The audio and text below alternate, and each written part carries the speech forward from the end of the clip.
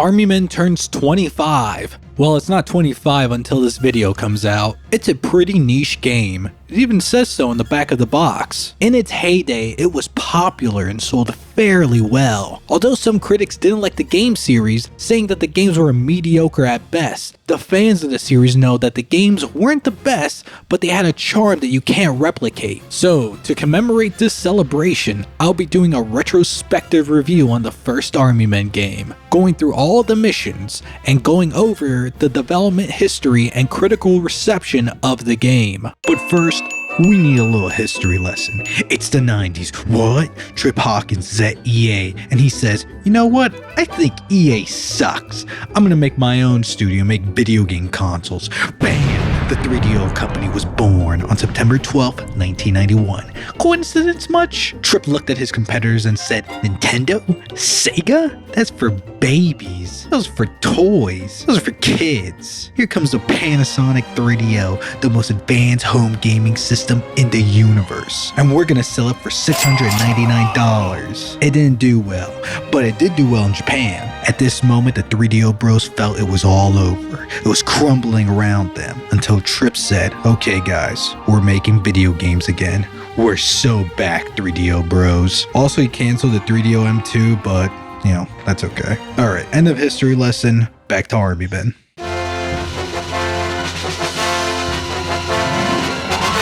In 1996, Army Men first started life as an RTS game called War Sports. The game was supposed to be in similar vein to another 3DO title called Return Fire, but with a twist of real-time strategy mechanics added to the mix. Also, it was supposed to be a title for the canceled 3DO M2 console. Around this time, 3DO hired Keith Bullen from EA to head the project as an art director and lead designer. He was also told that they wanted to land an E for everyone rating to appeal to a wider market, so he had countless meetings with the marketing team trying to decide whether to have soldiers with green blood or robots instead of humans. Until one day he remembered an old childhood memory of him and his brother setting up green Army Men in their backyard and throwing rocks at them. With this idea, Army Men was born. The project had a budget of a whopping $1.5 million, with development lasting nearly 2 years. Due to several project restarts, the gameplay concept evolved as well, from starting life as an RTS to becoming a hybrid isometric top-down shooter in similar style of Valkyrie Warriors with elements of a real-time tactics game with objectives added to the fold. This was mainly due to the fact that Keith preferred arcade type of games instead of strategy games. The developers even went as far as recording themselves blowing up Army Men at the employee parking lot at 3DO to capture the physics of simulating plastic Army Men blowing up into bits. I guess they really used that $1.5 million to its full potential.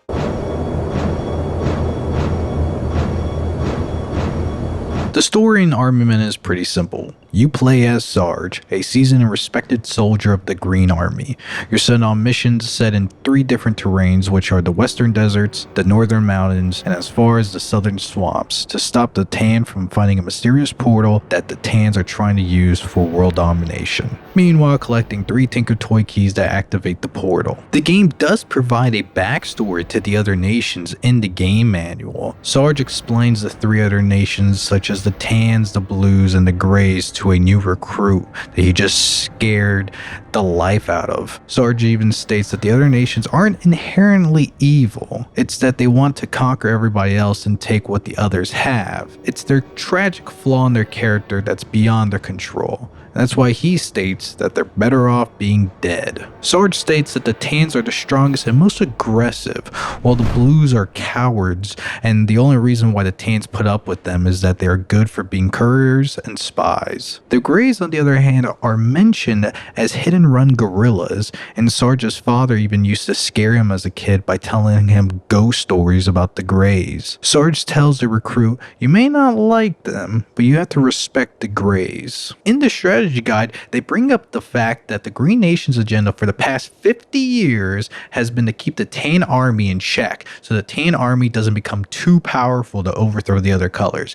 And I'm thinking, Jesus, how long have they been fighting fighting for. Quick fact, Sarge the character was created because Keith Bullen told director Nick Earl that they should make a character so that the player would bond and identify with a personality rather than controlling a mindless army. Okay, now to the actual game.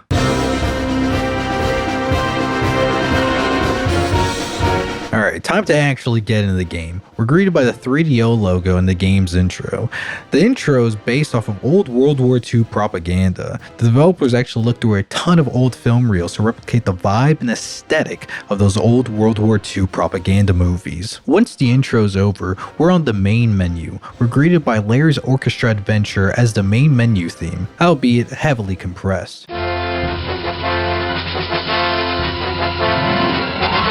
As a kid, I didn't even know most of these tracks were stock music. I thought 3DO had composed the whole soundtrack. So before we get to the main campaign, let's talk about the boot camp and multiplayer sections of the game.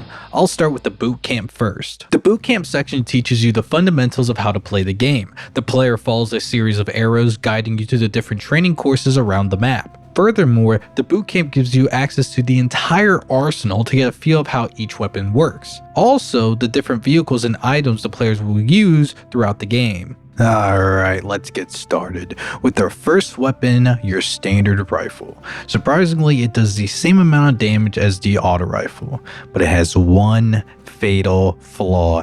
You can't run and gun with it. If you try, Sarge will stop dead in his tracks and shoot while standing still, making you the biggest target in the whole world. This is the only weapon in the entire game that stays in your first slot, and you'll never be able to drop it. The only thing you could do with it is upgrade it to the auto rifle.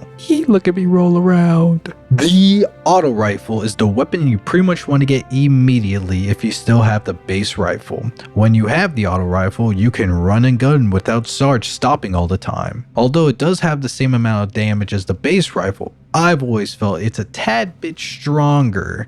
Maybe it's because you can run and gun with it. We got grenades.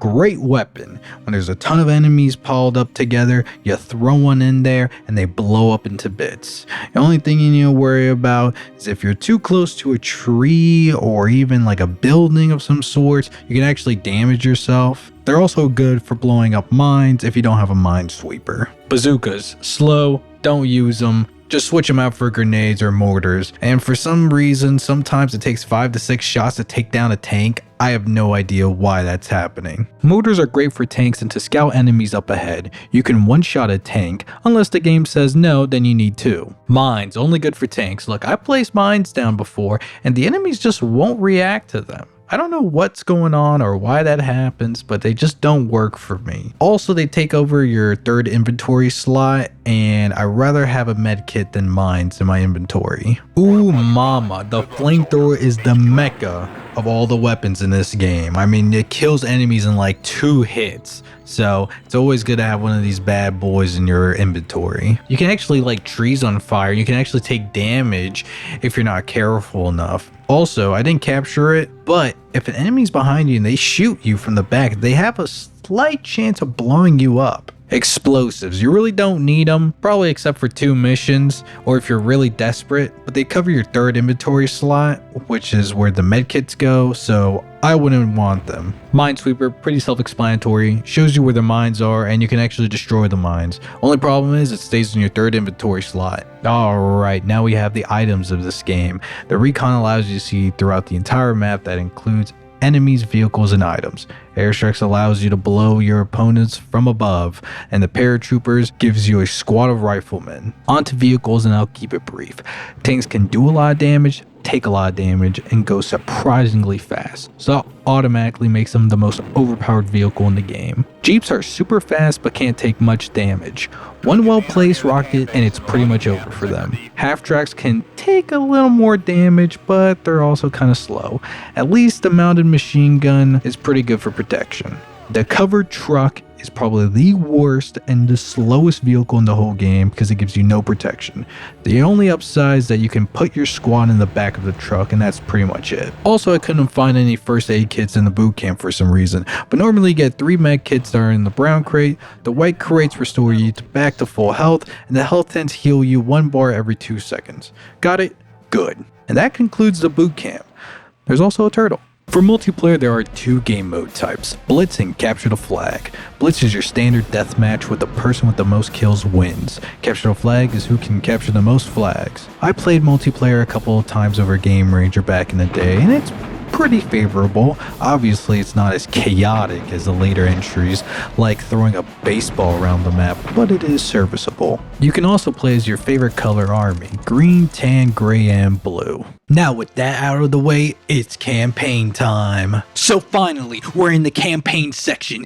Yes! So pick a slot, type out our name, and we're good to go. Side note, this game has no difficulty selection. The game just progressively gets harder as you play. So I suggest before starting, change the controls because the default controls in Army Men 1 are god awful. After we're done setting up our controls, we are then shown each campaign, Desert, Alpine, and the Bayou. Alpine and Bayou are locked for now. So here's how the game is structured. Each campaign is structured into 4 acts, and each act is one huge level with 2 to 3 missions. For the sake of this video and editing, I'll only mention the act name in the first mission of each act to make it easier to understand. Got it? Good. So let's get right into it.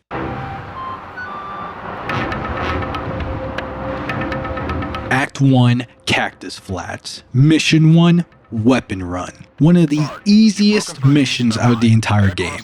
All you need to do is get to Sector B2. I get the flamethrower here immediately, so making this run to the depot is a cakewalk. I do take out 2 soldiers, but I save the rest of the ammo for the next mission. I like the little scripted battle here that's happening. It really reinforces that Sarge is able to break through the Tan's defense.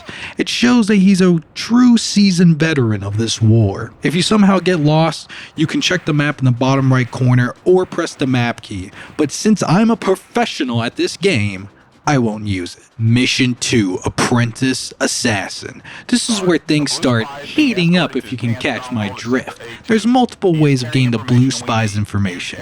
One way is to straight up pull up on him and burn him alive.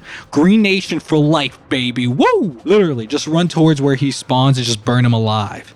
Let the spy's plastic body dissolve into a pile of goop. Another way is to wait until he arrives to his destination and just kill him. But that's for casuals. Go home, scrubs. This is the pro way on how to beat army men. Also, he walks way too damn slow. I feel like you can outrun him in a foot race. So I suggest bum rushing him. After we take out the blue spy, we pick up the information.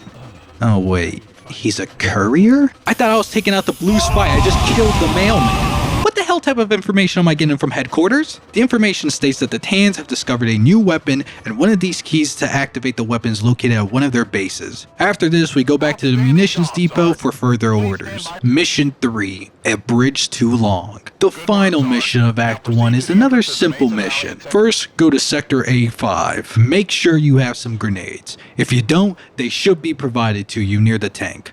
Once you have the grenades, blow up a part of this wooden fence, take the tank, blow up some Tans. In this very moment, you feel like a god, an unstoppable force of nature that no one in this chaotic plastic world can stop you.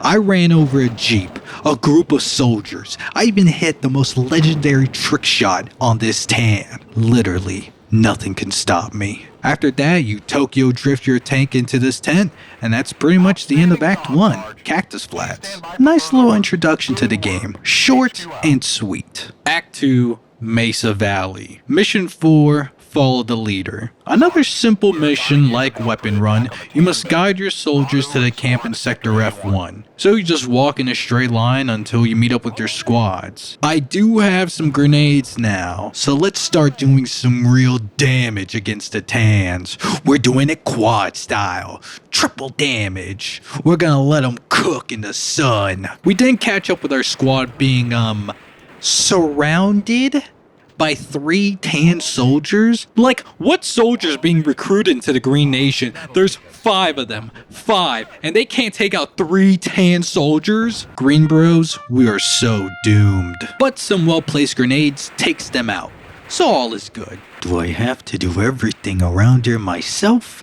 I guess so. Once that's done, you have to guide the soldiers through, the hot zone. I mean, the hot zone isn't even that bad. Hell, they don't even have tanks in this area. The possible enemy activity zone is more of a hot zone than a hot zone itself, if you can make that up, because there's 2 tanks. So this map's a lie. The best way to do this is just keep walking right from Sector C2 and just continue to walk right, avoiding all the enemies, and pray to God you don't get close to the possible enemy activity zone. You may lose some soldiers along the way, but they were a necessary sacrifice to this mission. They will be missed. Anyways, we made it to the camp. Mission 5, Brute Force. The name really lives up to the mission. This mission can be quite difficult for first timers, so here's the trick. Call in your recon, get the location of those 2 damn tanks that are in the possible enemy activity zone in Sector C1 and D1. Once you call in the airstrike to completely decimate them, call in another airstrike and blow up that damn tan base in Sector E5. Finally, we can get in our bitchin' new tank and just cruise ourselves to the tan base, taking out a few tans in the process, drive-by style. Once we're there, we park our tank in the curbside pickup section and we just walk in, just take the key, and we drive our asses back to the camp, avoiding enemy fire. With that ends Act 2, Mesa Valley. You can see that the game gradually starts getting harder by this point, but it won't prepare us for this. Act 3, Casa Plástica. A little on the nose for an act name, huh? But the movie references don't end there. Mission 6, Sarge's Heroes? Huh, that reminds me of Kelly's Heroes. Actually, this whole act is one big movie reference, which is pretty cool to find out. The story of this act is that the Greens are trying to rob a bank that contains plastic so they can trade the plastic for information with the Blues. You mean the mailman I killed back in Act 1? Although this sounds cool, this mission and the one following it is a pain in the ass. I can understand if someone quits because they couldn't get past these 2 missions. The cool thing about this level is that you can tackle it in multiple different ways, which is very uncanny for an Armament game, since most, if not all, of the other Armament games in the series are very linear in their design. This game feels a little more open-ended in its design. The ability to not follow the beaten path and come up with your own strategy is really cool, and I wish more of the Armament games would have followed this. So here's how I tackle it. Go through the main entrance of the town, shoot some of the tans and get the instant health pickup. Keep running down until you make a quick left turn into Sector A4. Keep walking and make a right turn so you can blow up one of the entrances of the bank at Sector C5. Sometimes blowing up the entrances can be a little finicky, so you need to shoot the mortar twice. Anyways, go back and blow up the entrance from where you came from. This will help later. Trust me. While I was doing that, a tank thought they were gonna be real sneaky and try to pull a fast one on me. But I was able to take them out with ease while destroying another entrance. Double win from the legendary Armament player himself. After this, call in a recon and send an airstrike to the south entrance of the bank at Sector E6, then blow up the east entrance at Sector E5, and the last entrance to the bank at Sector D4. Afterwards, you can regroup with the squad and the truck at Sector A6. Okay, this is the Big Heist Mission, the big one. We got the crew, we got the getaway car. Time to execute the plan. This mission gives you 2 checkpoints, which is actually surprising for a game that released in 1998. So the first thing you need to do is just guide the half-track to the bank. I take out 2 guards and just wait for this half-track to get here. It's pretty slow. Mission 7, Breakout. Once the half-track is here, the next thing to do is blow a hole into the bank, just like in Kelly's Heroes. Well, I use a motor and in the movie it was a tank, but still cool nonetheless. Quick side note. I find it's really cool that this game has a ton of destructive environments, and the other top-down PC Armament games would follow that trend. Once you blow a hole into the bank, the soldiers start bringing out crates full of plastic and bring it back to the truck. If you're playing this game on modern operating systems, this render issue will occur, making these crates look all blue and pixelated. I'm running this on Windows 95 and I still kind of see it. I don't know if the crates are open and the plastic is supposed to be pixelated, but I'll get back to you if I figure it out. While my guys are robbing the bank, finally they are doing something for once, I go and set up mines in the only entrance to the bank. I do this to stop this one tank right here. This is why I blew up the other entrances in the last mission, so the bank wouldn't be overflowing with enemies spawning in all different directions. If I didn't do this, I'll be fighting a one-man army with this poor recruit the game gives me, and it will be hell. But once the tank is taken care of, I just wait at the entrance, taking out an onslaught of tan soldiers with my nifty auto rifle until the squad is done robbing the bank. A cool neat trick is that if you blow up all the exits out of the bank, you can just blow a hole in the wall and create an alternative exit. But after dealing with the onslaught of enemies and with your squad done robbing the bank, you are then prompted to get the hell out of town. Sometimes the game spawns in enemies, but thank God it did not happen this time because I only had 1 HP left and I would have had to rely on the AI shooting from the half track. Anyways, since our heist was a success, and we got out of the town safe and sound, we're now on to the last act of the desert campaign. Act 4, Winding Canyon. Mission 8, Death Warmed Over. Remember how I said players probably quit while playing Act 3? Well, Act 3 has nothing on Act 4. When I played this as a wee lad, I had to use cheat codes to get through it. I wasn't the legendary professional armament player, as I am now. Act 4 kicked my ass for so many damn years until I figured it out.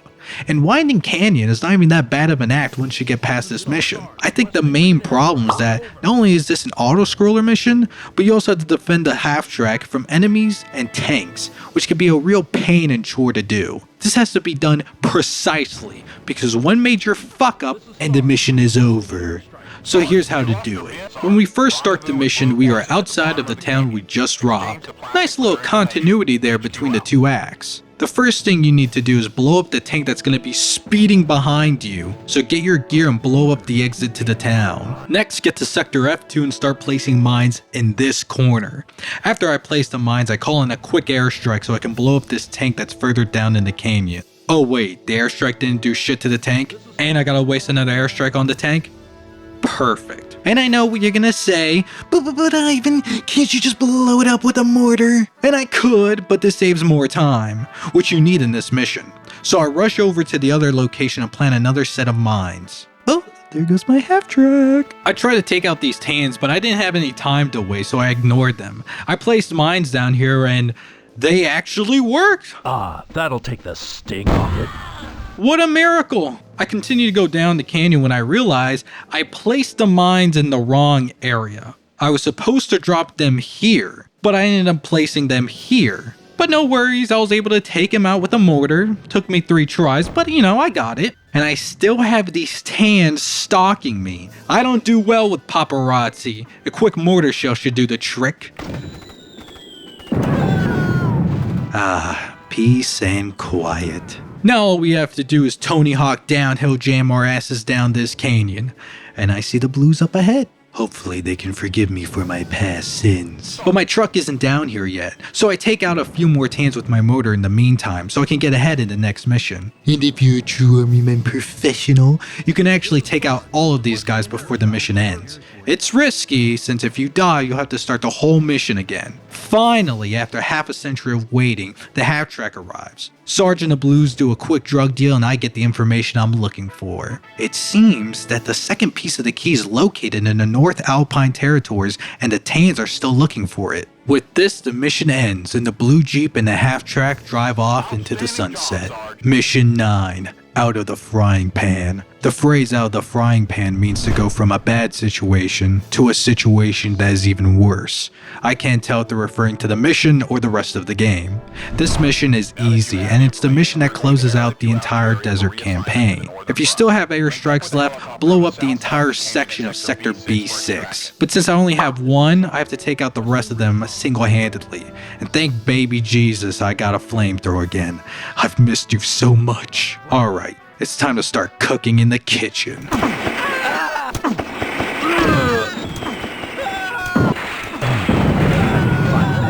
Quick. After I gave these Tanes a meal to die for, the helicopter picks me up and we're headed to the Alpines. I think the desert is hands down the best section of this game. It really does prepare you for the insanity that's coming up next.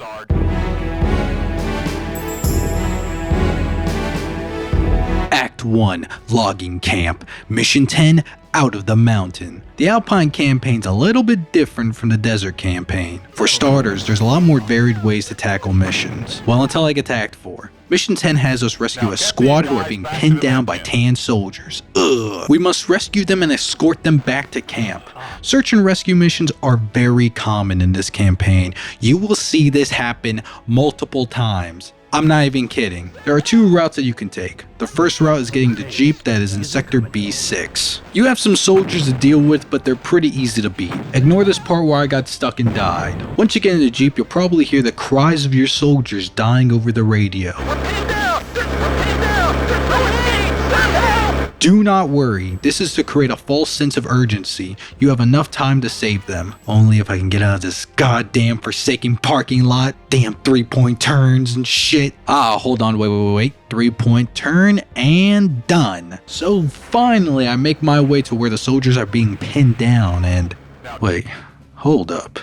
They actually took out some of the tans? Have my prayers been answered? Well, if they could take out the tans so easily, couldn't they just walk their asses back to camp? Well, whatever, probably a fluke. So after witnessing a miracle, I decide to commit some casual vehicular homicide and lead my troops back to the camp. Well, that's another war crime I committed added to the list. The second route's a little more tricky. First you have to take out this tan soldier and get the paratrooper crate he dropped, then walk back to this hill on the far right side of Sector F2. Take out these tan soldiers, it will make it easier for you leading your squad back to your camp. This is where the paratroopers come in. I drop one off where the squad is being pinned down and two to help me out with the remaining tan soldiers. We reach where the soldiers are being pinned down and we just follow the same route back to the camp like we did in the first route. Mission 11, throw a bone. The tans are planning on using a cargo truck to transfer the second key. Our job is to take it out. Now this mission has two ways. The first way is using the Jeep from the last mission, if it hasn't blown up yet, and start running over the tans. I accidentally take out some of my own guys in the process, but it's a worthy sacrifice to the Green Nation. Using the Jeep does have its usage, but since my Jeep took a lot of damage in the last mission, I get one-shotted by this one bazooka guy multiple times. I proceed to take him out along with his goons. I exit my Jeep and I throw some grenades to this unexpected tan. He never saw it coming, that poor bastard. I go and pick up his bazooka, but I'm bombarded with tans throwing grenades at me. So I make a quick run to the health tent to fill up on health. I have no idea how I didn't die when this tan threw that grenade at me, but I end up snagging that bazooka on my way out. I see that my Jeep is still alive somehow. What a miracle. I get in my Jeep and I pick up these airstrikes that are nearby. After picking up the airstrikes, drive to Sector E3 and blow up this AA gun. I tried using my airstrikes, but they didn't work, until I realized I forgot to blow up the second AA gun, which is conveniently placed to the left of the first AA gun I blew up. Oops. Afterwards, I call in my airstrike and I blow up the truck.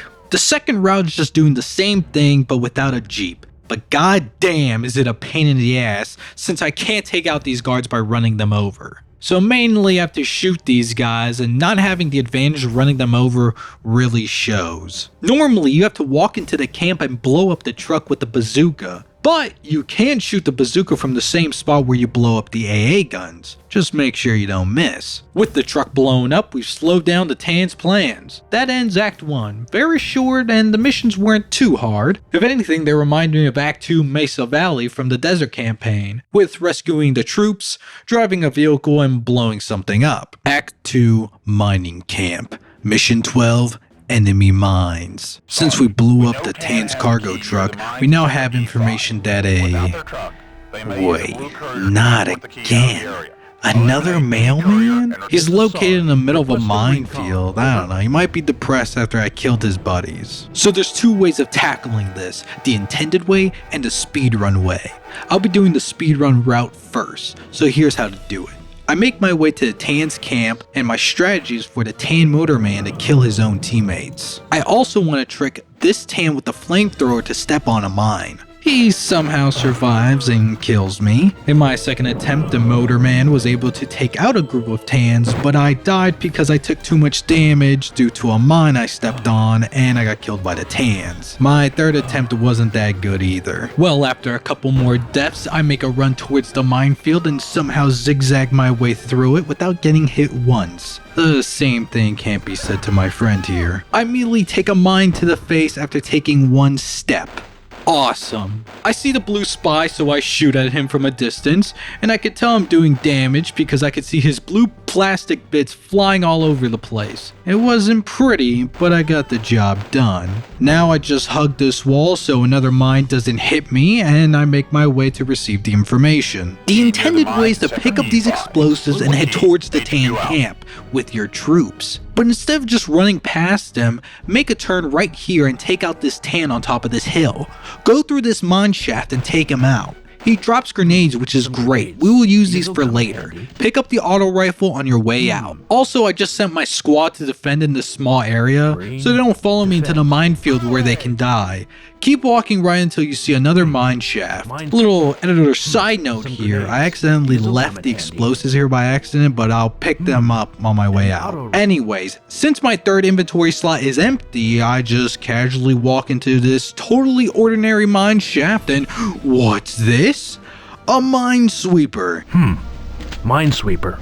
This is definitely going to be useful. Perfect. So I just use it to clear all the mines. I see the blue spy up ahead and I take him out. He tries to put up a fight, but since I have the auto rifle, he goes down with a couple of hits. So I just pick up the information, and the information states that after the Tan's cargo truck was destroyed, they've decided to transport the key with a train that will be arriving at 1 o'clock no PM at Sector C1. With that, the mission ends. Mission 13, Ghost Trains. We have to stop the train from picking up the second key. I'll be doing the speedrun route first. I walk back and get hit by 2 mines back to back, killing me instantly. I guess this is gonna be one of those days. So after a couple more deaths, I memorize the pattern of the minefield and walk past the remaining Tan soldiers at this camp. Keep walking until you get to Sector C1. You want to destroy these crates so you can have a medkit in your inventory. Shoot this Tan soldier that has the second key. You can avoid all the enemies around you,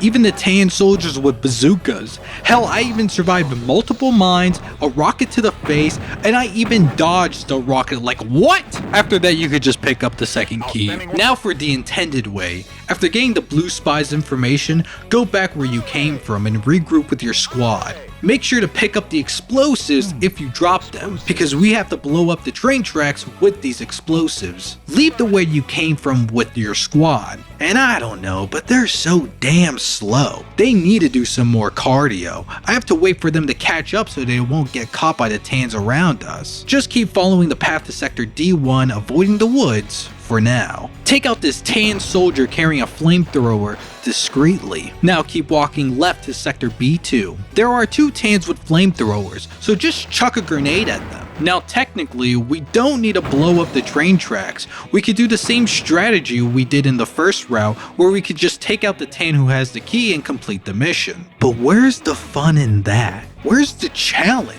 A true Armyman Legend professional doesn't take the easy way out. Nonetheless, planting the explosives on this train track and timing it so the train blows up at the same time was a pain in the ass. I do like how they changed the music when you make your way onto the train tracks to plant the explosives.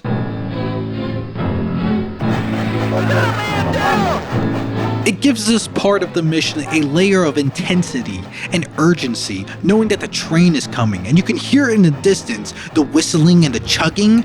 It makes you paranoid. You can also hear the Alpine secret track playing in the background, and secret tracks only play during certain sequences in the game. And yes, the Desert and the Bayou campaigns have secret tracks, but I don't think I was ever able to trigger them properly. But here they are anyways.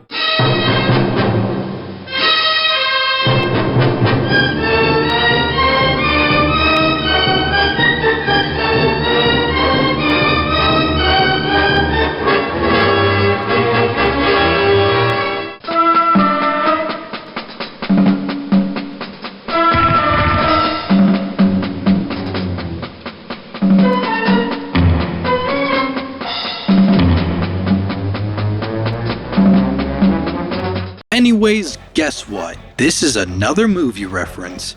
Yep, this is the first reference for this campaign. This whole sequence is based off the movie Bridge Over the River Kwai. Madness. Madness. Specifically the end of the movie where they blow up the train and the bridge simultaneously. But doing this in Army Men is such a pain in the ass. I spent a good hour trying to get it right. I even gave up once and used a teleporting cheat. A cheat code. Yes, I know, I was ashamed at myself too. It's just making the run back to the tracks after dying is such a chore. I was about to give up all hope. I was doubting my Army Men Legend professional status right then and there. But I couldn't. I couldn't let everybody down. I had to do this legit. So finally, after multiple failed attempts, I did it. I couldn't even enjoy my moment because the Tan started attacking me out of nowhere. Get out of here, you're ruining my moment! There's the train, lying defeated in the ground. I'm finally triumphant. I take out some more Tans. These two bazooka guys take themselves out. I guess they couldn't handle being in my awesome presence. First aid.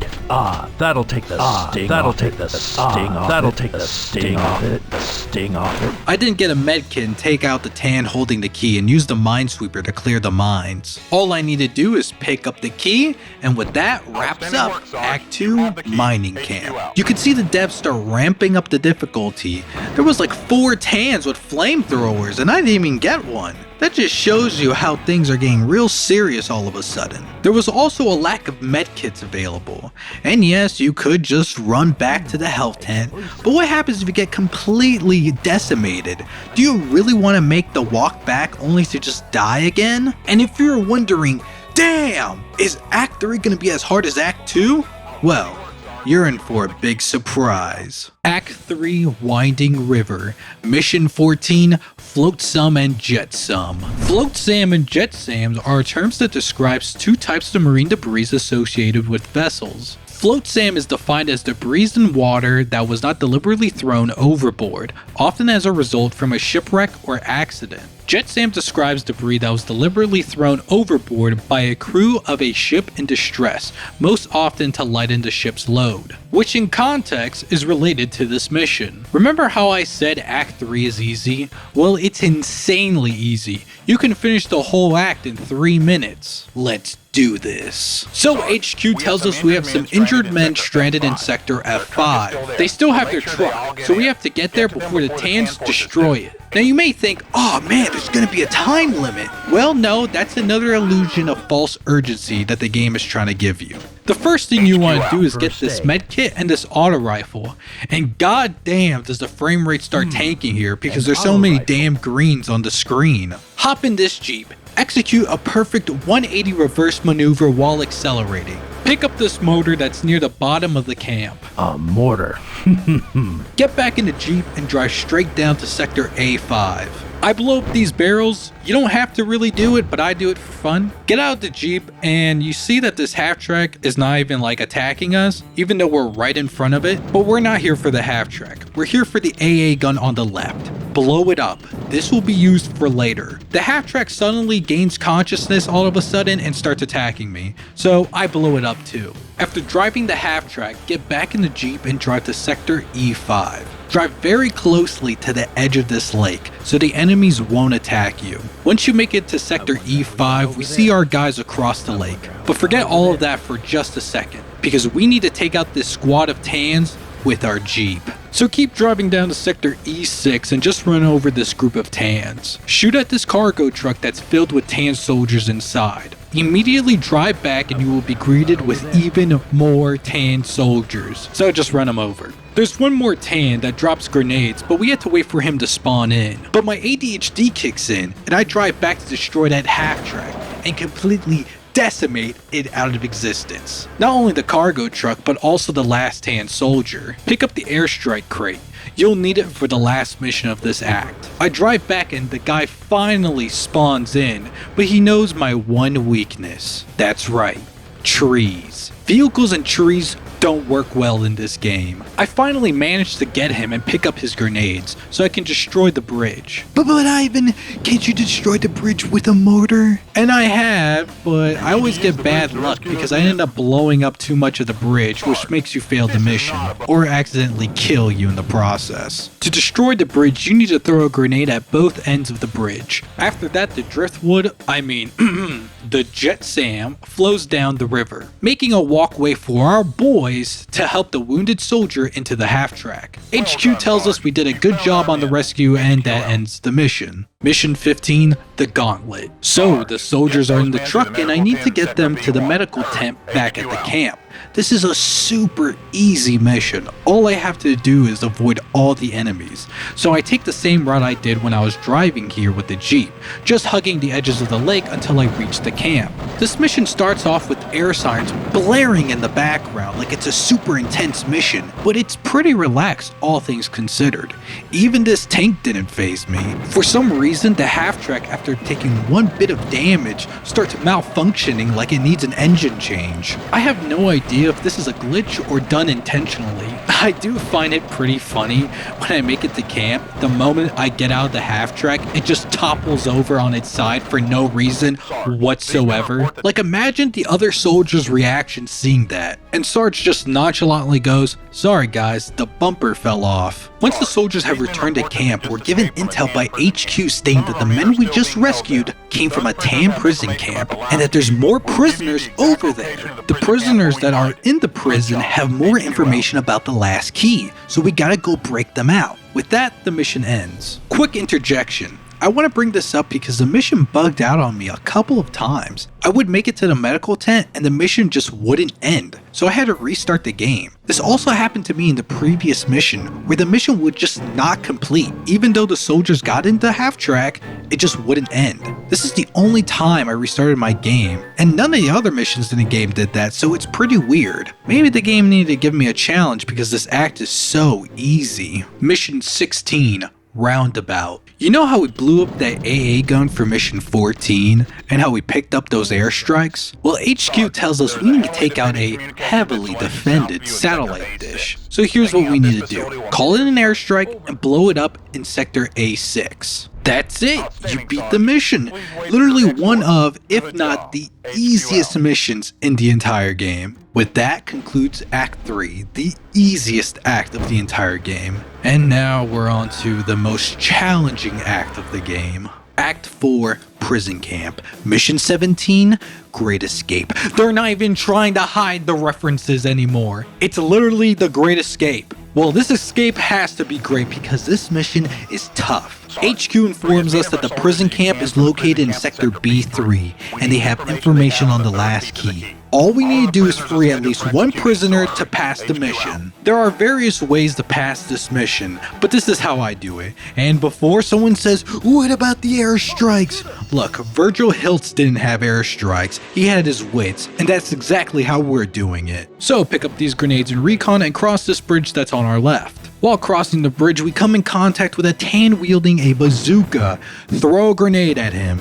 Throw more grenades at his friends. I have no idea how this guy survived for that brief second. But do not waste all your grenades here as you'll need them for another group of soldiers coming up ahead. Now don't worry. You don't need to take them out with your standard rifle. There's an auto rifle pickup nearby. I make my soldiers stay and defend this area, and holy shit! My squad is so unstoppable they one-shot this guy, annihilating him, reducing him to bits of plastic on the floor. After that little battle, walk up to these rocks in Sector B5. They will provide you with cover. Throw a grenade at this group of Tans playing monkey in the middle. They hear me throw my grenade and they all get alerted to my area. Lucky me. I take 2 of them out with the grenade and finish the rest of them off with the auto rifle. One of the Tan soldiers dropped a motor, and I need it. The moment I leave my rock cover, I get shot at by a tank. Oh yeah, I forgot to mention there are 2 tanks protecting the prison camp. one protecting at the top edge of Sector B5 and another at Sector C4. After picking up the mortar quickly, ignore this time I got totally owned by this tank, hide behind the rocks again to provide cover. I first take out the tank in Sector B5 because it's easier. After taking out the first tank, I then go and take out the second tank, hoping it doesn't shoot me. I thought I was protected from the rocks here, but I wasn't and end up taking a lot of damage from the tank. So I got some cover and I took out the second tank, and I picked up these grenades. Some grenades. I send my squad to take out this tan soldier with a bazooka over here. I did this to distract the tan since, you can tell, I have no health left. But this tan drops an instant health crate, so we're all good. I dropped the grenades since I didn't use them to take out the bazooka man. Now, we can break our troops out of the camp. I pick up the bazooka near the tree instead. And I know, but Ivan, you said the bazooka wasn't even that good of a weapon, you liar. I know, but I need to destroy this fence, and surprisingly, the tans do that for me when I get close to the camp. If you're spotted, or if you blow up a part of the fence, the alarms go off and all the tans at the camp come outside to kill you and the prisoners. They even send out this tan carrying a flamethrower. Now that's just cruel, but I've learned my lesson to never miss a shot.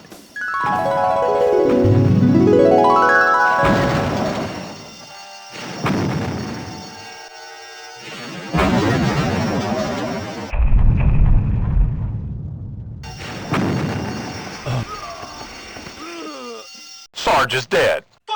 After the flamethrower guy's out of the way, we still have to take out the remaining troops in the camp. I send a squad to defend the area, but they all got stuck, leaving me to take out the tans all by myself. After I took out the tan, I accidentally killed some of my own guys, since I thought there would be more tans spawning, so I started blasting rockets, not realizing I was taking out my own guys. Alas, it's another worthy sacrifice to the Green Nation. Anyways, we see our guys just casually escape a POW camp without a care in the world. If only I was ever that carefree. Finally, I make my way back to the tent with only 1 HP, and that ends the mission. Mission 18, Last Chance Airways. The final mission of the Alpine campaign is a very simple mission.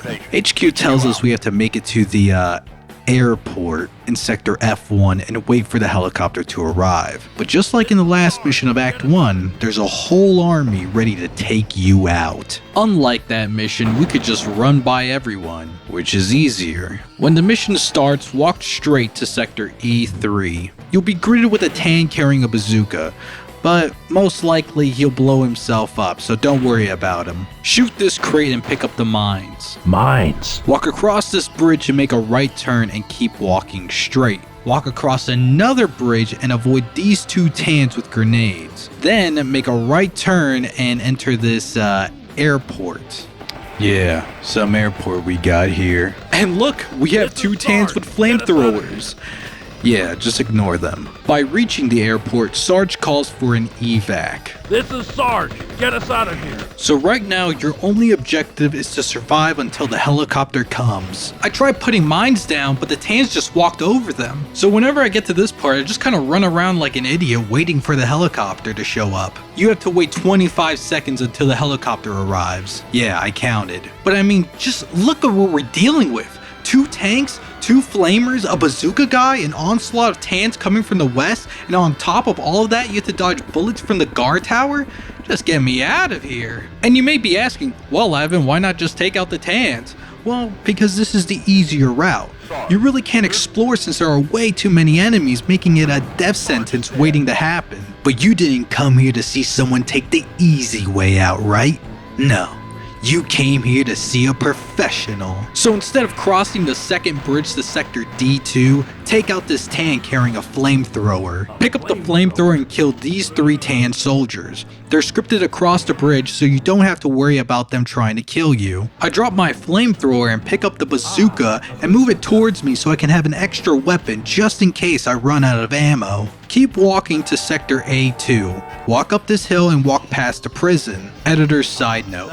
Yes, you could save the prisoners by blowing up the fence in the back of the prison, but the tanks in the area would have killed you in the process, so I didn't do it. Make a left turn into Sector A3 and pick up the mortar. Walk back to the top of Sector B2. I call in a recon just to make sure I know where the tank is. Get to the edge of the river. You will have a clear shot of the tank. I missed the first motor shot here for some reason. I don't know, maybe I was drunk when I was playing. The tank goes down on my second try, so we're good. After taking out the first tank, walk to the right and position yourself at the very top edge of this lake. As you can see, we have a very solid vantage point on the second tank, so take aim and take it out. I wait a while since I only have one shell left, and I need to make it count. Or maybe I was drinking. Perfect. Walk back and pick up the flamethrower. Again, and walk to the bridge in Sector A2. There's a squad of tans in front of us. Looks like we're gonna have ourselves a barbecue session.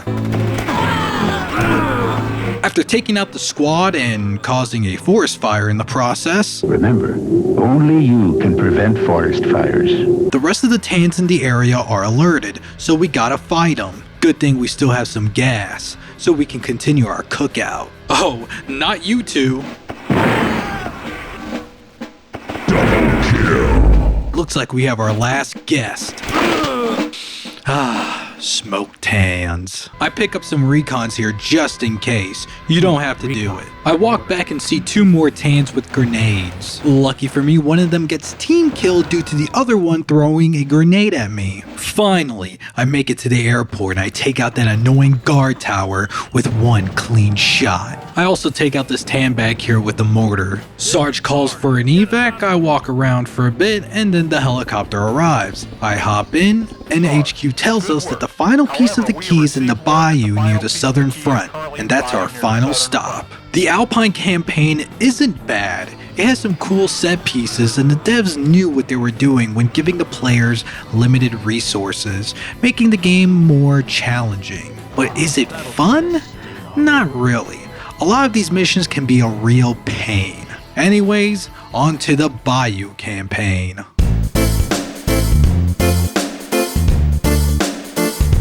The Bayou campaign is where I feel this game drops the ball. It's the final section of the game, and I don't really have much to say about it, other than the 3DO devs had to know what they were doing when designing these levels. Anyways, let's get into it. Act 1. The Swamp. Mission 19, Spy Witness News. With the exclusive, a blue spy is hiding in Sector C1 and has information on the last piece of the key, so we have to go take him out. I've practically wiped out all the mail carriers in the Blue Nation by this point. I am public enemy number 1 in the Blue Nation. Anyways, welcome to the Bayou, where everything is green and blue, so yeah, get used to it. Interestingly enough, this is the home of the Greys, so you will see a lot of battles between the Greys and the Tans in this campaign. So let's actually start the mission. Pick up the medkit and grenades, head to Sector A4, and we're greeted by our first Grey soldier. Let's introduce ourselves with a grenade. Keep walking straight ahead and throw another grenade, but at a tan this time. Throw another grenade at this tan squad up ahead. Hold up, is that a tan with a flamethrower? Yeah, throw a grenade at him too. If you're low on health by this point, I recommend going back and get this instant health crate in Sector A3 just in case. Keep walking straight to Sector A1. Once we're here, make a right turn and keep walking to Sector C1. We will come across the bridge and the blue spy. But the blue spy blows up the bridge before we can reach him and runs away like a coward. But this is no problem for the Armyman legend himself. All we need to do is go back to Sector A3 and he's waiting for us. The blue spy tries to run away, but I was able to take him out and pick up the information at the same time, thus completing the mission. Mission 20, Melee à 3, which means any fight where there are at least 3 sides involved with no prearranged alliance. In this mission, we have to take out the Grey base in Sector F6, pick up the grenades we dropped in the last mission, and just walk across this battlefield into Sector B3. Keep walking right, avoiding all the enemies. But you may be asking, why are we not taking out the Tans or the Greys? Because we're saving our grenades for the next section up ahead. Keep walking until you get to Sector E2. You will see a ton of Greys piled up together. Throw a grenade that will destroy their barbed wire barrier. The Tans from the north will run down to fight you and the Greys. Let them battle it out. I see this tan with a flamethrower, but one of the Greys takes him out for me. Thank you. Continue down, avoiding the enemies. Don't mind me, I'll take the rocket to the face to go, please. I was going to burn this Grey, but a tan mortar shell comes out of nowhere and blows him up. I never get my chance. I do get my chance to burn this Grey though. And this other one. Anyways, we've reached the Grey base finally.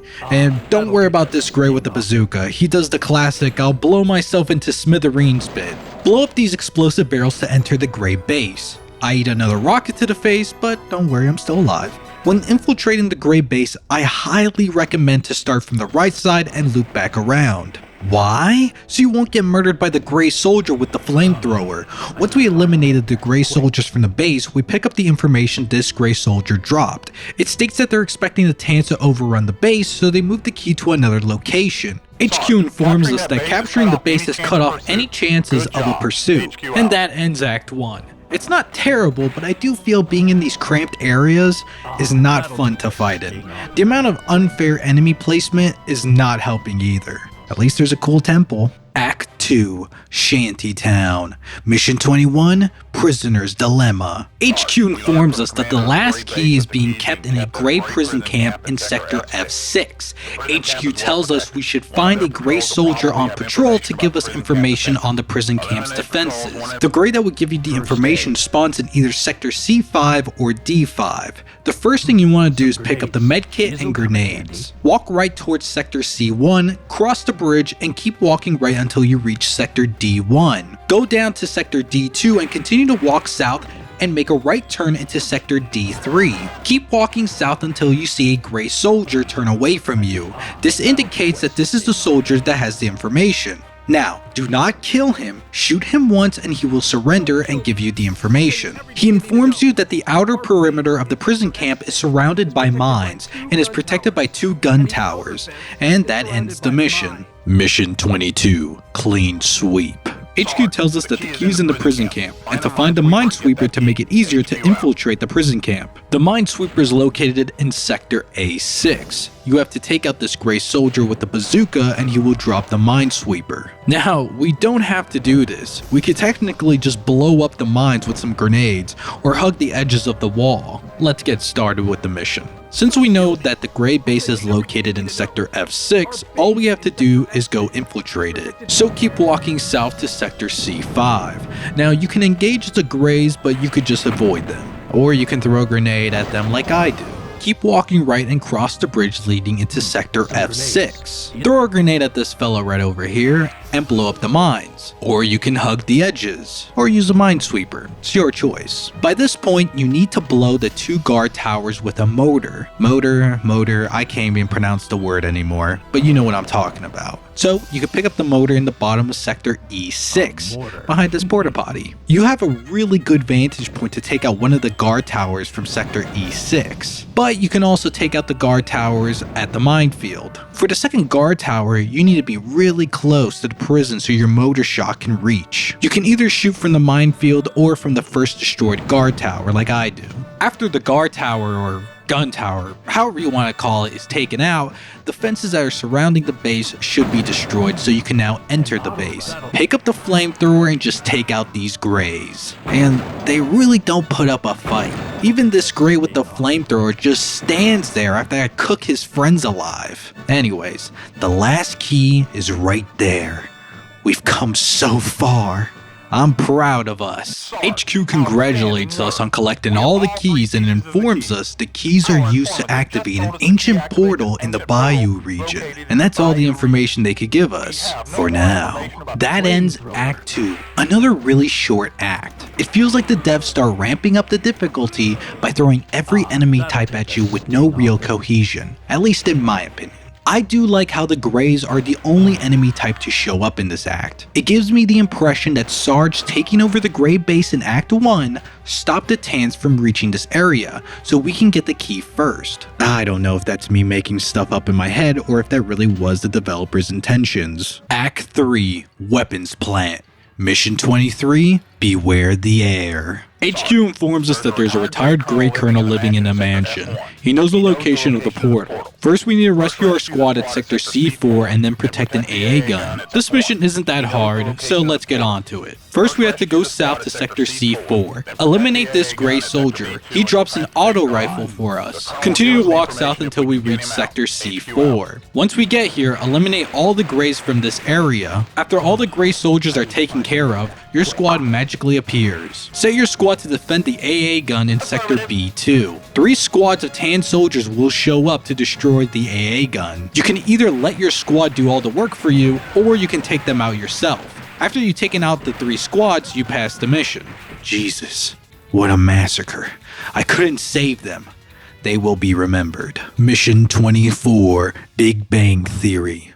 Wait a minute, Big Bang Theory? Oh, no. Bazinga, the universe created by man. Oh yeah, where was I? Oh yeah, the mission. HQ congratulates us on defending the AA gun. HQ warns us about a tan tank platoon patrolling the roads. Once we've taken out the 3 tanks, we're supposed to meet up with the colonel on the front steps of his mansion. Typing out the script for this video, I wanted to curse this mission from ever existing. It is probably the most frustrating mission out of this entire game. I have never been this annoyed at a video game in my entire life. Emotions do not describe being so close to victory, only for a tank to hit the turbo NOS button and run you over in 2 seconds. You know a mission is bad when not even the official strategy guide has a good way of explaining how to beat it. It states you have to wait for the tanks to do a lap and they'll stop for a bit. But that's a lie, because the tanks rarely ever stop. The middle tank gets stuck on a tree, which is normally the first tank I take out. For the last 2, I just roll the dice. I just hope they glitch out because there's no real pattern on how to take them out. You could plant explosives and try to time it so the tanks will blow up, but once again, it's all luck. The way I pass this mission is to act like a matador. Just guide the tanks into barrels of explosives or get them stuck on trees. Sometimes the tanks just take themselves out for no reason. But all this complaining is not getting me anywhere. So let's do this. If by chance you entered the weapons plant in the last mission, you probably picked up some gear. If you didn't, you need to go get some extra firepower from the weapons plant. The only problem is that it's being guarded by tanks. You could say that this is a beginner's trap, to restart the entire act and get the gear from the beginning. However, if you're a true professional armyman legend, you don't need to worry about this. You could blow up the barrels south of the weapons plant to gain entry in Sector E6. Now, you can either run and hide or fight the tank head on. If you do decide to fight the tank one-on-one, try to guide the tank into these explosive barrels so the tank can take some damage. That's a lot of tanks and takes. Once the tank is speeding after you, make a run towards the unfinished tanks and use that for cover, since the tanks won't be able to follow you due to how narrow the area is. Now, the tank can still shoot at us from afar, but we don't have to worry about the tank running us over. I can't believe I destroyed a tank with some grenades. After taking out the first tank, a mortar should be nearby. The game gives you 5 recons to keep track where the tanks are, so you better use them. The second tank is either resting or glitching out in Sector F3. Since we have the mortar, it's an easy shot. The third tank mainly guards the colonel's mansion, and it's a little tricky. What we need to do is to get the tank stuck on a tree or some bushes, but most of the time the tank will chase after you until you're dead. With some patience, the tank should get stuck. Once the tank is stuck, 1 mortar shot should do the trick.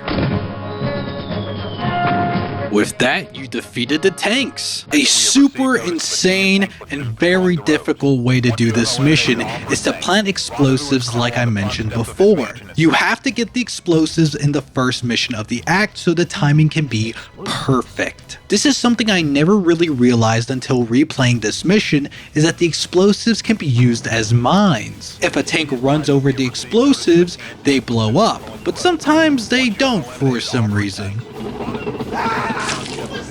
Now, you can blow up the tanks in any order, but I like blowing up the tank guarding the Colonel's mansion because it's the easiest for me. So let's head up to Sector D2. I wait in this little area until the tank guarding the mansion and the middle tank are out of sight. I plant the explosives quickly and just in time for the tank to step on them. One tank down, 2 more to go. After blowing up the first tank, call in a recon to see where the second tank is. The second tank is the one you have to worry about, because sometimes the tank can bug out on you or get stuck, disrupting your flow. The second tank normally drives back on the edge of this road, so I plant the explosives here. Also, you want to plant the explosives in a straight line, so don't move around too much. If you do, the tanks will ignore the explosives and follow you instead. Anyways, 2 tanks down, 1 to go. The last tank. For me, this tank always gets alerted to my presence, so I plant the explosives early.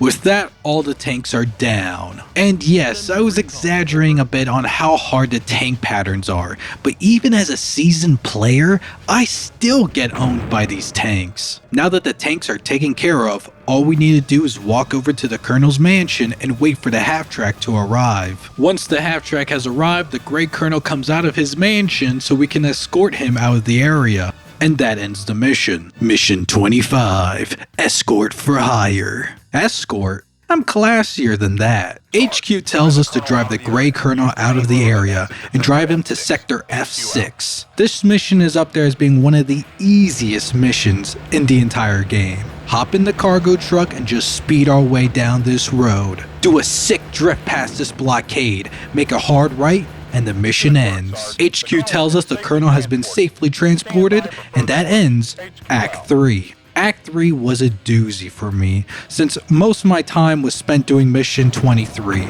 trying to blow up 3 damn tanks. Act 3 is not that bad, but god do I hate the Big Bang Theory mission. It's really unfun, especially when you're playing at 4:30 in the morning. The missions themselves in this act were pretty short, so thank god for that.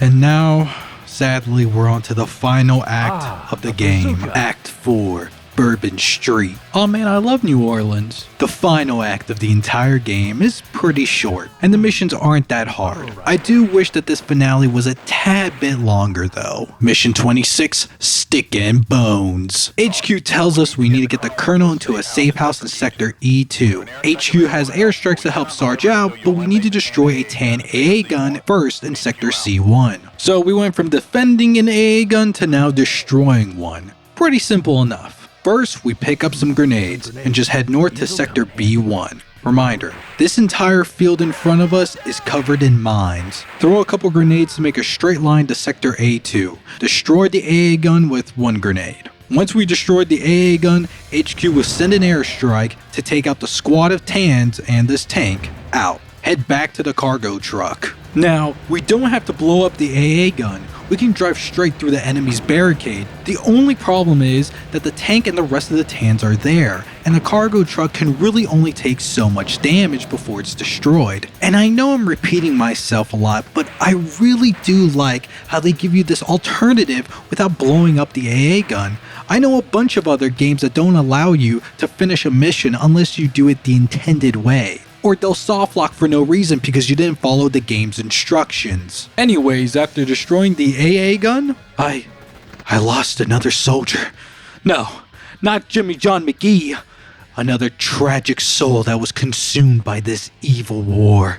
I've lost too many men during this playthrough, and I will have my revenge. I pick up more grenades and I hop in the truck. Just drive in a straight line crossing the bridge until you get to Sector E2. It seems like HQ missed some Tans during the airstrike. No worries. It's not like my truck can't handle it. We made it to Sector E2 and HQ congratulates us and tells us that the Colonel has been transported out of the area, thus ending the mission. Mission 27, City of the Damned. HQ informs us that the portal is past the cemetery at Sector E4. All we need to do is make it to the cemetery. Now you could throw a grenade and blow up the barriers in Sector D3 and just walk south until you get to Sector D4 and make a right and keep walking straight to Sector E4, where the cemetery is located at. But I'm not doing that. I've lost too many greens in the field. I'm taking out the entire block.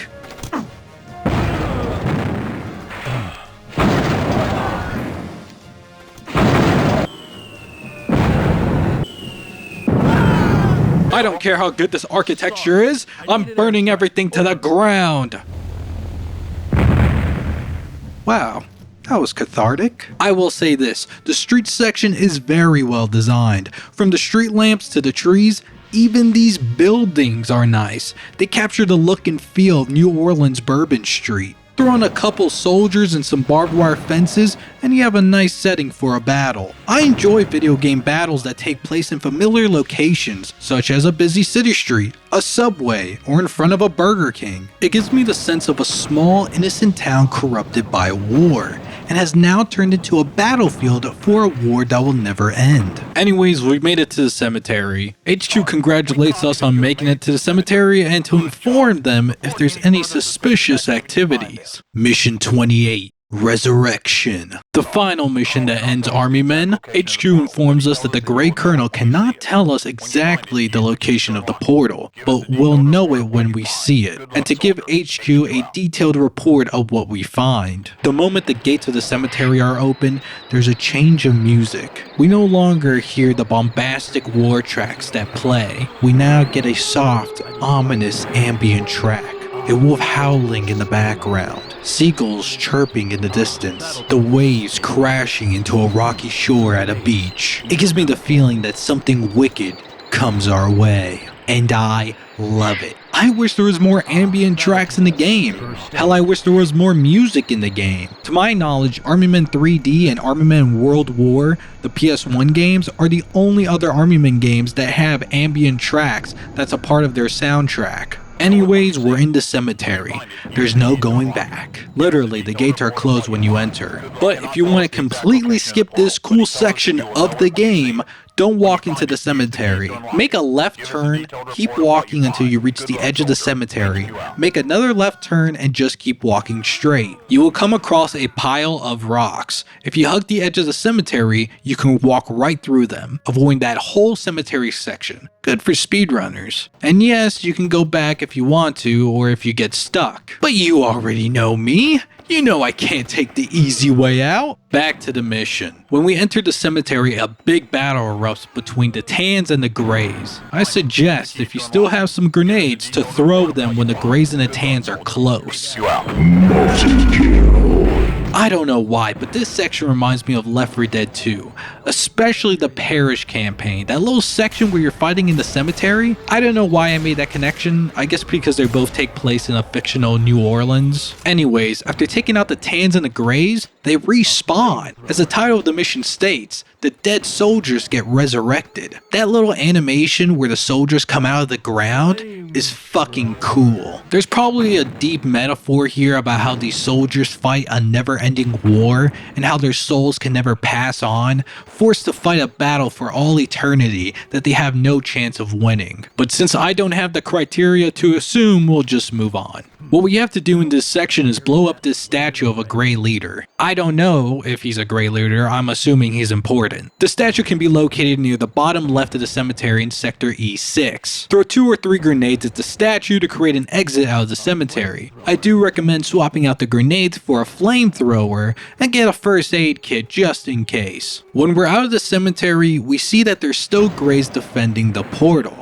A last-ditch effort to stop the Tans and I guess Sarge from activating it. This Grey wielding a flamethrower comes at me and I take him out, along with this Grey with the bazooka. I like how there's these toy artifacts lying around in the dirt like they've been here for years. You see a marble, a couple of jacks, dirty alphabet blocks. There's even a large piece of a Tinker toy shoved in the dirt. My theory on how these items got here was maybe when the portal was activated in some poor kid's bedroom, some of the toys went through the portal. And I like how the game doesn't tell me anything. It's great environmental storytelling. I like how they first start small with a marble and some jacks. Then we move on to the alphabet blocks until we see a piece of the Tinker toy, the keys we've been collecting throughout the entire game, only to see one lying on the dirt, looking vacant and broken. It's something so subtle that you probably would overlook, or maybe it's just me overanalyzing it to a degree. Anyways, the rest of the grays in the area don't really put up a fight, so I just burn them. Finally, we've reached the mysterious portal, and it's made out of Legos. To activate it, we have to touch this block with the triangle key symbol on top. The portal is activated. You see the pulsating blue lights reverberating from the portal. The sounds it's making is otherworldly, quite alien. Now, before we get into the ending, here are my thoughts on Act 4 and the entire Bayou campaign. Act 4 is short. It's a bit lacking as a finale. It's cool that the Tans and the Greys are fighting, but it doesn't feel epic to me. I wish the battle on the streets was a bit longer. The cemetery is a cool section, but it's over way too fast. The environments in the bayou aren't that bad. I think they did a decent job with them. You know, I live in the bayou. I know what it's like. See, you got your bugs and some lights. You got your ducks over there. And wait. Is that a gray? I think the problem is that there's so many bullshit enemy placements to annoy the player. Now, challenge isn't a bad thing, and I may be nitpicking here, but just some of these placements are there to just piss you off. I wish the game would have leaned more into the mystical side of the Greys. I mean, they have an Aztec temple in the first act and soldiers resurrecting from the dead in the last act. Since it takes place in the bayou, they could have added some voodoo elements to spice it up a bit. Like every act, spookier stuff starts happening due to the mystical effects of the portal. I don't know, something like that. Anyways, back to the ending. If you don't want to get spoiled on a 25-year-old game, skip to this time code. Sarge walks up to a portal and examines it. He puts his hands through the portal and decides, yeah, might as well go in. He doesn't want to do that report HQ told him to do. We cut to several newspaper headlines that Sarge has gone missing. With the final newspaper zooming in on a picture of our missing hero, we cut to Sarge in our world. Looking around a kitchen, completely lost in another dimension, the camera pans back and fades to black. I like this little kid drawing that says, I love Sarge, that's on the refrigerator. Another fun fact is this kitchen was actually made by Pixar back in 1989. Anyways, the credits roll and we're back to the main menu. I mean, what an ending. Reminds me something David Lynch would do, or reminds me of an episode out of the Twilight Zone. Imagine if this was the only Army Men game ever made and that's how it ends. On a cliffhanger. A game about plastic soldiers shooting each other ends with our hero traveling to another dimension, stuck with no way to return home.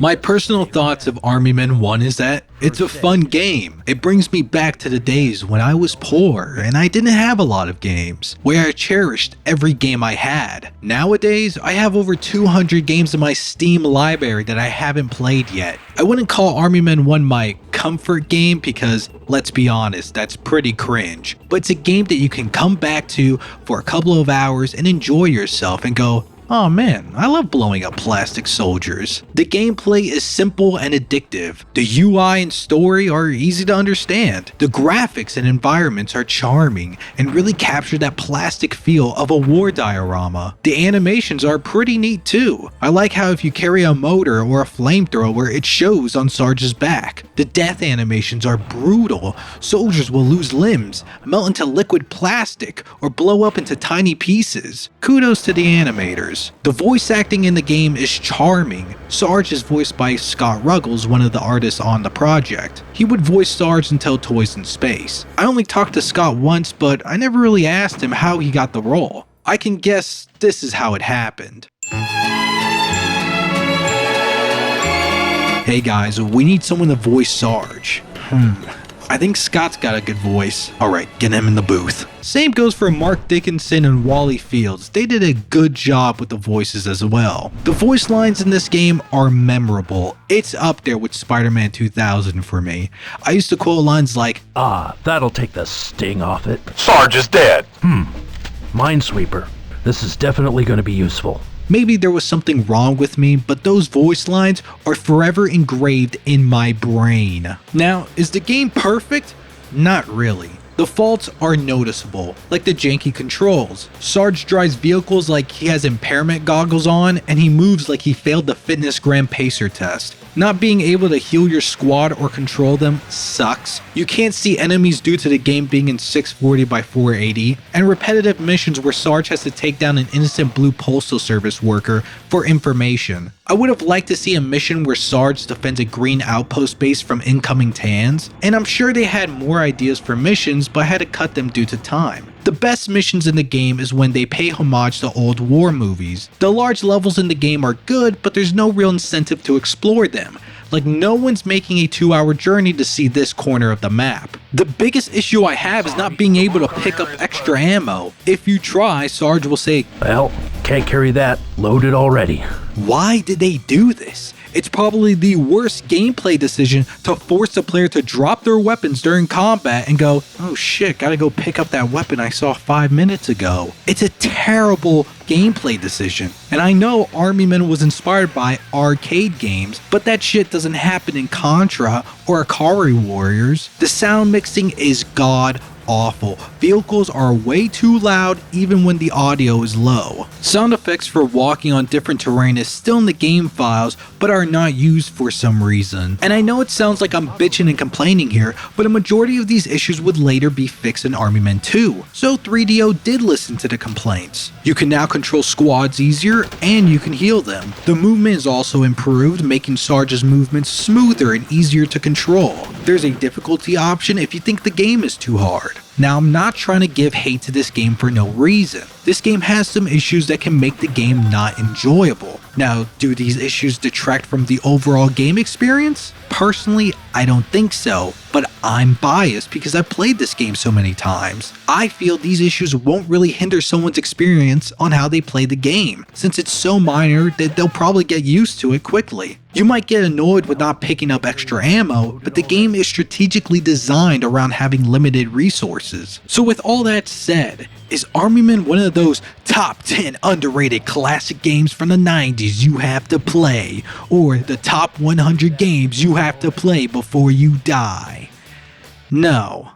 It's Army Men. Now, that's not to say it's a bad game. There was a lot of talented people that worked on this game. Let's look at a couple of them, shall we? Designer Keith Bullen would go work on the Army Men PS1 games and then work for Google. Producer Nick Earl was involved in a ton of games like Dead Space and 007 Everything and Nothing. Programmer Peter Hugh would leave 3DO after Army Men 2 shipped to work for Blizzard on Diablo 2 and the expansion Lord of Destruction. Artist Jordan Maynard would go work on American McGee's Alice and Spore. Even Trip Hawkins, the founder and CEO of 3DO, worked as a designer in this game. When the founder of the company believes in your game, you have to be making something good. Army Men 1 is an underrated gem you don't see people talk about. It's a really fun game with charm and personality. With the source code release, maybe those problems that I mentioned before could be fixed. I give the game a solid 7.5 out of 10.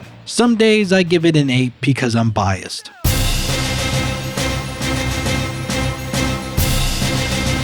Army Men did gangbusters for 3DO. They later made a ton of sequels. Ubisoft even distributed the game to different parts of Europe. There's even a Korean version of Army Men. Imagine if Korea was hosting Army Men tournaments instead of StarCraft. Army Men 1 would get a Game Boy Color port about a year later, developed by Digital Eclipse. Without going too deep into it, the port is fine, it's missing the Bayou campaign, and many of the missions of the game are either removed or altered in some way. They were able to port over a lot of the levels and graphics, so kudos to Digital Eclipse. Army Men 3D was supposed to be a port of the first game before it got delayed, so it ended up being a remake. But development problems arose and the idea of making a true remake had to be cut. Many of the missions like robbing the bank in the Casa Plastica Act were removed. Army Men 3D did go on to sell very well, even receiving a greatest hits release.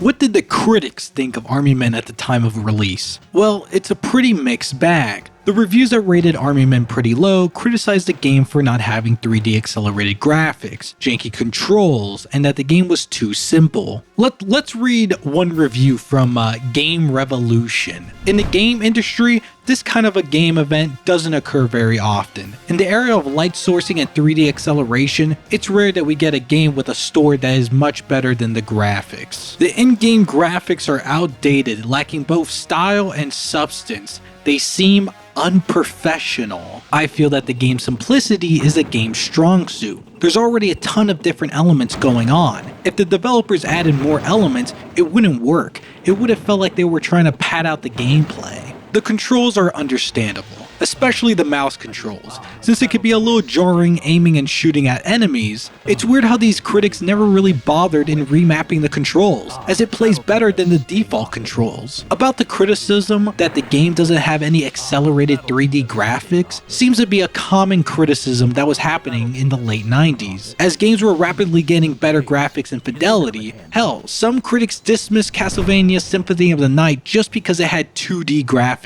and told readers to wait for Castlevania 64. Yeah, well, now 20 years later, which game is more fondly remembered? Now, I'm not saying that Army Men is on the same standards as Symphony of the Night. I'm saying how some critics at the time outright dismissed the game for not using 3D graphics, especially games coming out in 1998. I mean, let's look at a couple of them. We got Half-Life. Okay, let's see what other, Legend of Zelda Ocarina of Time. Those games made game journalists blow their loads at the time. The reviews that gave Army Men an average score talk about how they thought the game was going to be an RTS. They played a preview of the game before release, but got a top-down shooter instead. Now, the only preview I can assume they could be talking about is E3 97. Which was 10 months and 1 week before Army Men released. So they had 10 months to scrap the entire RTS mechanics and restructure the gameplay into a top-down shooter. It's stuff like this that makes me wonder what kind of cool prototypes or beta builds are out there, and knowing that they cut out so much stuff from the game, like boats, AA guns, and helicopters. I want to know how vastly different the gameplay is. Now, there were some reviews at the time that gave it pretty high praise, mentioning on how charming the graphics are and how addictive the gameplay is. Some even praised the AI in the game and how intelligent they are. The game nowadays gets great reviews both on Steam and GOG.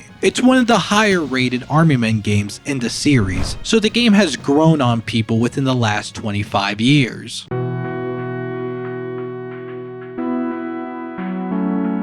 So, what is the legacy of the original Army Men game? Well, it's a game that spawned a ton of sequels, some good, some bad. It's one of my favorite game series. Now, that may sound very corny and embarrassing to say that your favorite game series is about plastic soldiers shooting at each other. Most people would look at you like you have problems. But it's a game franchise I hold near and dear to my heart. The Army Men series is a niche series, always has been ever since the first game. Although later games would be successful, the series crashed and burned within a couple of years, leaving a stained reputation as a series filled with shovelware. It's depressing. Before 3DO and the series lost their marbles, Army Men was a game series with so much potential, and now it's only remembered as a joke. The series is only remembered by a small cult-like community, filled with memes and serious discussions of the game series, and have recently discovered the source code to the first Army Men game, and discovered the original models the game used. Maybe it could be used to make a game! And don't get me started with people saying that they're gonna make the next big Army Men title, or Army Men 3,